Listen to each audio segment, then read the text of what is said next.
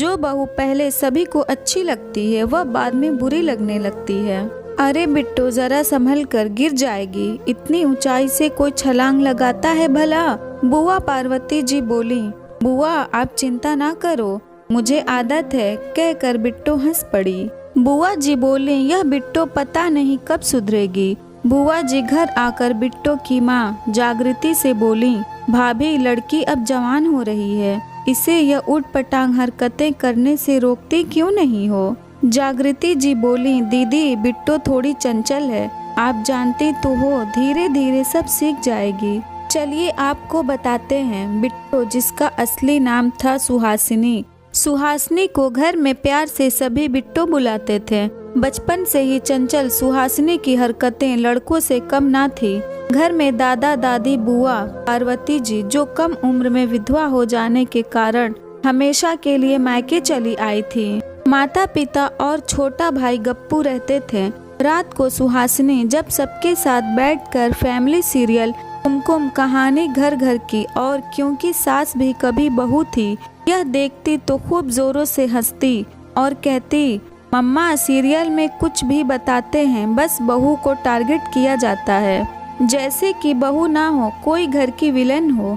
जो बहू पहले सबको अच्छी लग रही थी, बाद में वही सबके लिए बुरी बन जाती है। फिर सीरियस होकर कहती, मम्मा शादी के बाद अगर सच में ऐसा होता है तो मुझे नहीं बनना किसी के घर की बहू। माँ जागृति जी सुहासिनी को प्यार से समझाती और कहती, नहीं रे ऐसा थोड़ी होता है, सीरियल में थोड़ा बढ़ा चढ़ाकर बताते हैं।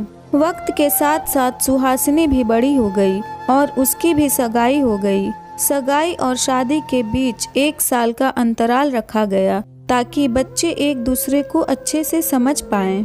जागृति जी ने सुहासिनी को घर का सारा काम खूब अच्छे से सिखा दिया ताकि सुहासिनी को ससुराल में कोई तकलीफ ना हो।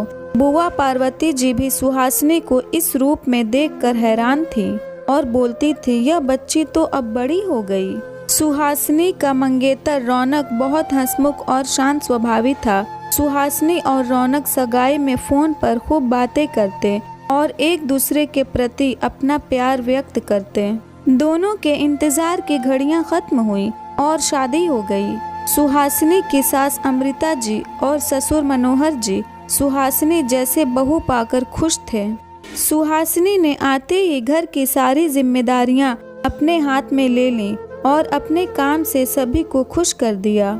सास ससुर बाहर के लोगों और रिश्तेदारों से सुहासिनी की तारीफ करते थकते नहीं थे। सुहासिनी ने 2 जुड़वा बच्चों को जन्म दिया। अब सुहासिनी और व्यस्त रहने लगी।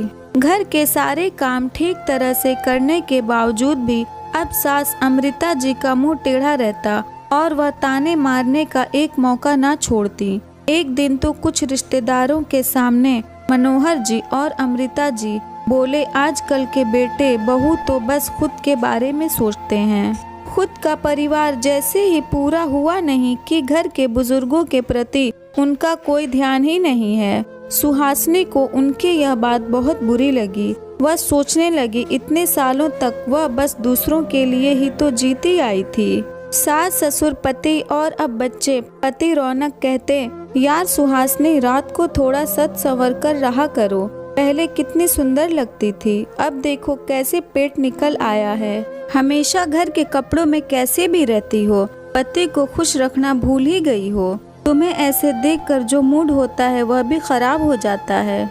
इतने सालों से उसने अपने आप पर ध्यान देना बंद कर दिया था, फिर भी कोई उससे खुश न था। घर की चलती फिरती मशीन बनकर रह गई थी वह बस। आज उसे अपनी माँ की बहुत याद आ रही थी, अपने बचपन के दिन याद आ रहे थे। कितने मजे करती थी वह, कितना खुश रहती थी। सुहासिनी ने जागृति को फोन लगाया और माँ की खैर खबर लेने लगी। जागृति जी बोली, मैं तो एकदम ठीक हूँ, तू तो ठीक है ना? माँ के यह शब्द बेटी के मन को झकझोर गए और वह रो पड़ी और बोली, माँ सीरियल में थोड़ा बढ़ा चढ़ाकर जरूर बताते हैं, मगर मैं कहती थी वह बात बिल्कुल सही थी। जो बहू सभी के लिए पहले इतनी अच्छी होती है वह बाद में उतनी बुरी कैसे बन जाती है। बेटी के मन की व्यथा सुन जागृति जी की आंखें भर आईं वह बोली, बेटा, संघर्षों का नाम ही जिंदगी है। थोड़े बहुत दुख के दिन नहीं आएंगे तो इंसान सुख की कीमत कैसे समझ पाएगा। सुहासिनी बोली, हाँ माँ, मैं जानती हूँ, आपसे बेहतर मोटिवेशन मुझे कोई नहीं दे सकता।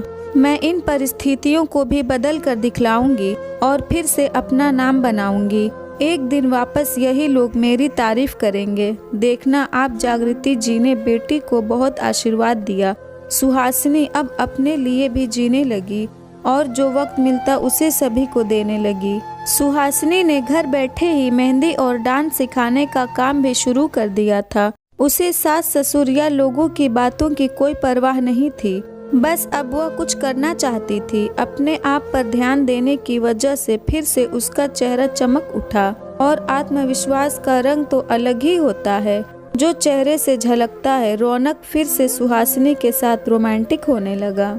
आज जब सास अमृता जी का पांव बाथरूम में फिसला तो सुहासिनी ने उन्हें झटपट अस्पताल पहुंचाया और घर आकर 1 महीने तक सेवा की। सो अलग फिर से सास ससुर सुहासिनी की तारीफों के पुल बांधने लगे। अब सुहासिनी समझ चुकी थी, जिंदगी में हर मोड़ आसान नहीं होता, हमें उसे आसान बनाना होता है। अगर ये स्टोरी आपको अच्छी लगी हो तो इस वीडियो को लाइक करें और नए हैं तो हमारे चैनल को भी सब्सक्राइब करें।